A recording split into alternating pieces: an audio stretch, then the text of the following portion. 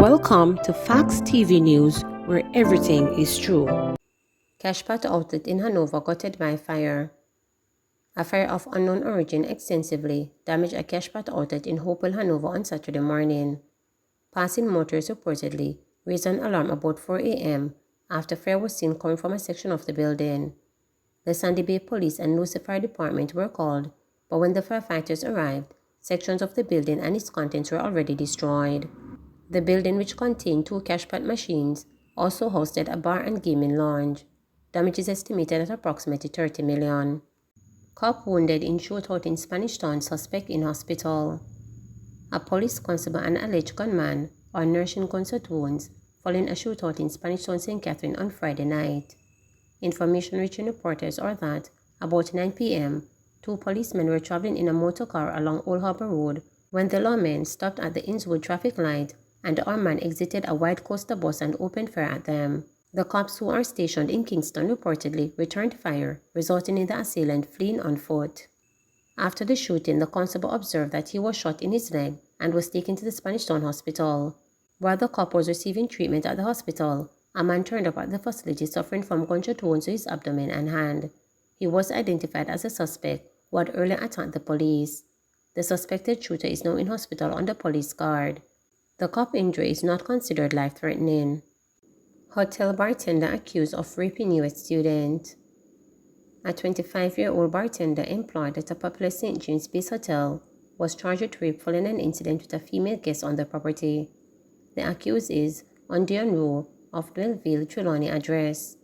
According to reliable sources, the woman, who is an 18-year-old student visiting from the United States of America, reportedly went to a bar at the hotel where she was staying on Thursday to request a drink. After reportedly receiving her drink from Rowe, she was allegedly found into a restroom and violated. A report was made to the Barnetown police station and Rowe was arrested. Rowe was formally charged on Friday after he pointed out by the complainant during an ID parade, reporters understand. Bartlett expresses sadness at passing of hotel workers killed in St. Anne crash. Tourism Minister Edmund Bartlett has expressed deep sadness at the death and critical injuries to members of the staff of Excellence Oyster Bay Resort in Trelawny following a 2-vehicle collision along the St. Anne-Trelawny border on Saturday morning. The deceased have been identified as Reese Thomas and Michael Thompson, who were employed in the housekeeping department, and other employees are said to be hospitalized. While the circumstances that led to their unfortunate incident are being determined by the police, Bartlett said, "I am distraught that we have yet another fatal accident on our roads, adding to the record number already recorded for the year. I am further saddened that the victims are vital members of the tourism industry who would otherwise be making a sterling contribution to the sector." He said the injured, none of whom have been deemed critical, are receiving treatment at the Falmouth General Hospital. Bartlett expressed condolences to the families of the deceased staff members and their colleagues and hope that the other injured employees will come out with a clean slate even as they struggle to overcome the trauma. He also stated that discussions have started with key stakeholders including the police and the National Works Agency to determine the reason for the frequent crashes along the highway and to explore possible mitigating actions. PNP never built a hospital in Jamaica, says Margon. So when I hear some people attack governments and government and this and that, if you were such good government, why you never did when you were there? PNP never built a hospital in Jamaica. We built Cornwall Regional, Boston Children's Hospital, Near Hospital, Supplement Hospital.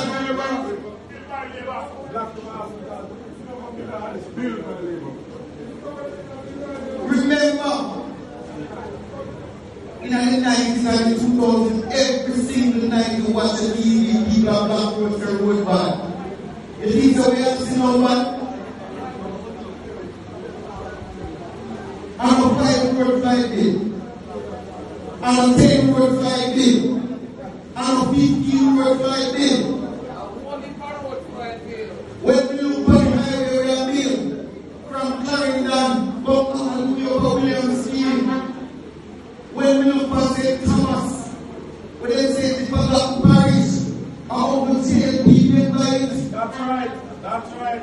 Remember, them calling the 6-star General Fenton Ferguson.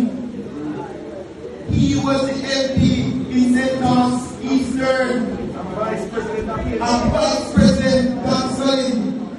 Why they never been on road with the people of St. Thomas? When I sat and watched Parliament, when we find out the babies were dying, and a man stood up in Parliament and said these were not babies in the real sense. Remember? How can you compare that man with Christopher Copeland? When the pandemic hit, a Christmas year for the vaccine to protect us, a Christmas build new section of hospital to protect us, a Christmas employ more doctors and nurses to protect us. If you compare Christopher Copeland and Fenton Ferguson, you see jam and you see cheese.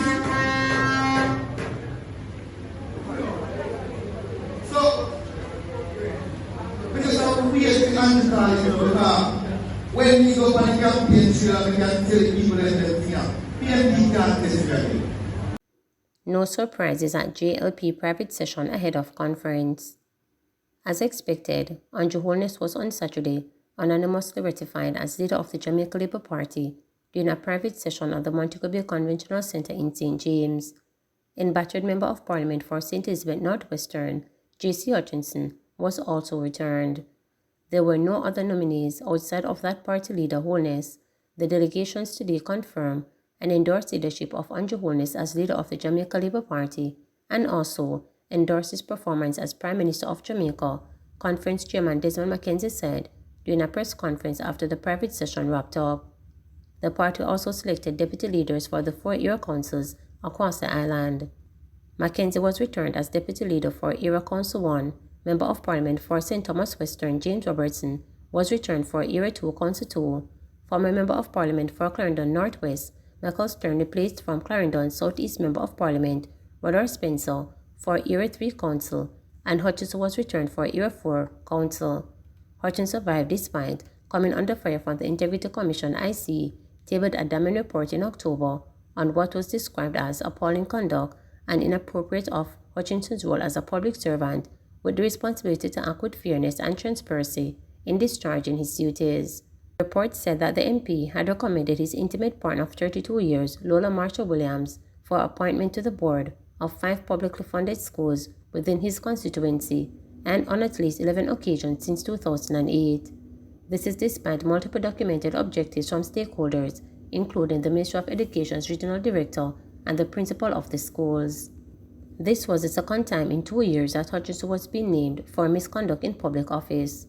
In 2020, he was stripped of his long-standing post as Agriculture State Minister due to a controversial land divestment deal with Sugar Company of Jamaica Holding Limited.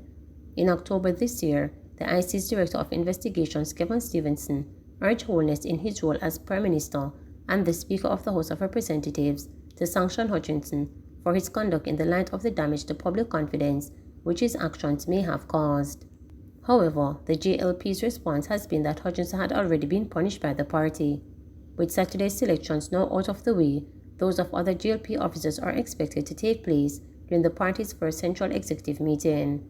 The date of that meeting was not disclosed, but it will be when the posts of chairman, deputy chairman, general secretary, deputy general secretary, among others, will be filled. On Saturday, Mackenzie said all 63 constituencies were represented, with close to 98% of delegates participating. He said during the private session, Holness used the opportunity to address issues of importance to the country, the success of the party and the government he leads. He spoke on crime, he spoke on education, he spoke about the garbage situation, he spoke about the general life of the Jamaican people and the intent of the party as a government in our second term, and he will outline it in details during the conference, stated Mackenzie. Internal party housekeeping matters and other issues surrounding the country were also discussed, Mackenzie outlined. He also spoke of what is to come at the party's annual conference. On Sunday, Westmoreland will be hosting its party conference at the Manning School in Savannah Lamar, the JLP's 79th annual conference, which will be held next week Sunday at the National Arena. It has a $50 million prize tag. Come next week Sunday, I can invite the country to spend some time to sit and listen to, probably, what is likely to be one of the best presentations that will ever be made during the public session of any political party conference in the country, he predicted.